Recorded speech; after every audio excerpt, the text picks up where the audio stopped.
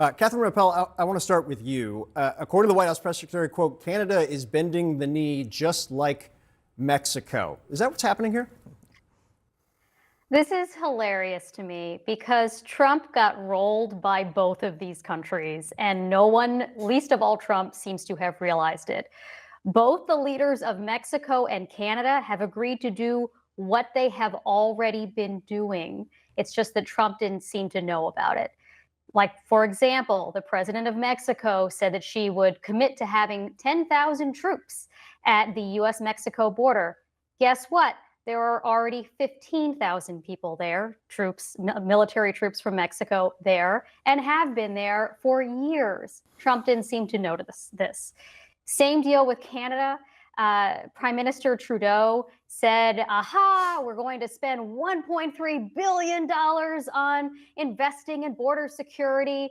Guess what? They announced that $1.3 billion last year. Oh, but they're also going to have a fentanyl czar, and they're going to have 24/7 eyes on the border. You know, this is about saving face, I guess. I don't know if nobody informed Trump that there are no actual concessions here, but that will, of course, not stop him from claiming victory.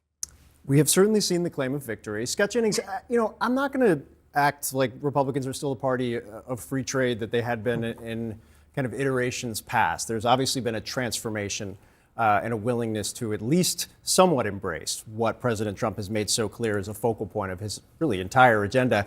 But there are some Republicans that have raised some concerns about it, including this one. Take a listen. What about tariffs against our allies? It will drive the cost of everything up. In other words, it'll be paid for by American consumers. I mean, why would you want to get in a fight with your allies over this? You know that guy somewhat well, Scott.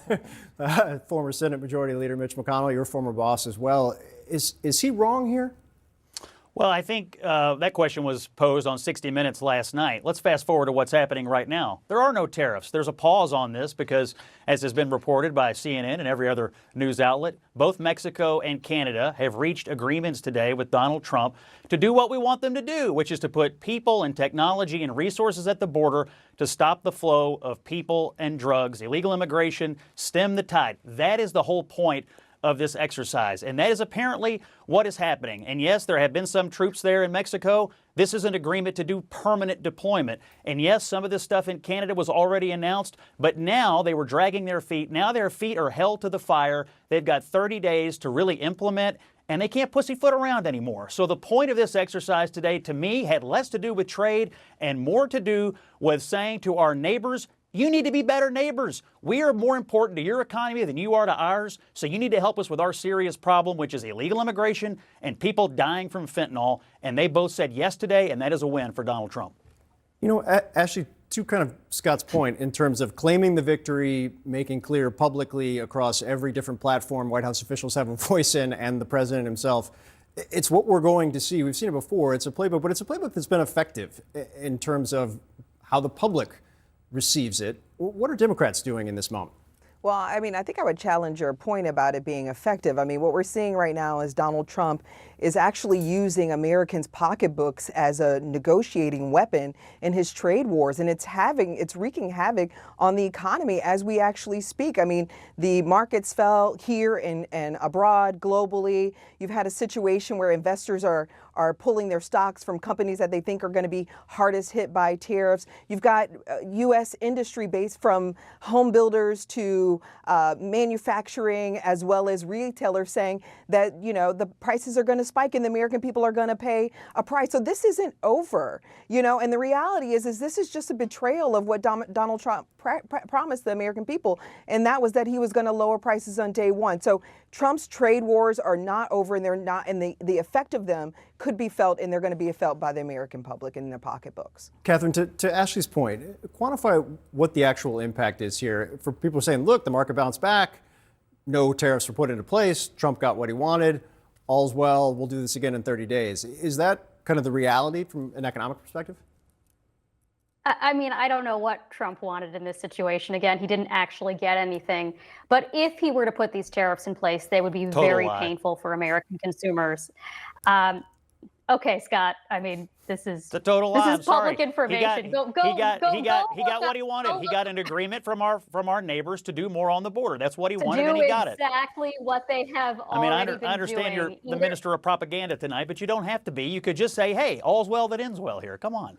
If you don't know that these countries are committing to do exactly what they have already been doing, either you haven't done your homework or you think the American people are idiots. Because again, they're doing Or option three, exactly or what option they were three, or already option doing. three. Donald Trump is enforcing what needs to be done at the border, which is more help from our friends. They are our allies, and they are important people, but they need to help us, and they've not been helping us, and now they're going to help us even more. They have been. But the point is that it's Dude, Yeah, also. ask every family with a fentanyl death how much they've been helping. Scott, can I just Well, ask they you? have done nothing more.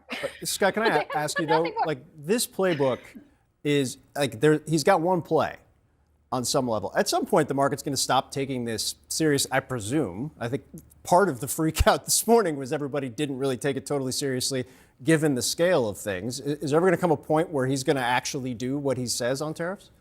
Maybe, I don't know. I think it's dependent upon them. I mean, look, the reality is they have to do more, and we are more important to them than they are to us. We are a bigger economy. We are just a bigger player, and we have lots of equities at stake here beyond the economy, beyond trade. We have people all over this country dying, including in my home state of Kentucky, from fentanyl overdoses. It is a scourge. It is a disaster, and it needs to be dealt with. The illegal immigration crisis is what propelled Trump back to the White House in the first place. Still the funding. Whoa. Just real quick, Catherine, If you're yeah. suggesting this is about reducing fentanyl deaths, which I agree is 100% a very important, critical national issue, why did Trump kill the funding last year that would have put in place better technology at our border to detect fentanyl? Donald Trump wasn't the president last year. He's the president All right. now. He and told today he's we got- getting a victory. we got a lot- all of the Republicans to kill it. We got a lot That more is to what get to. happened. Guys, thank you very much. Dems Love the are debate. upset. Scott, Dems are upset. we're coming back. Relax. All right. Just because you're a hack We'll be doesn't back mean in a I am, minute. dude.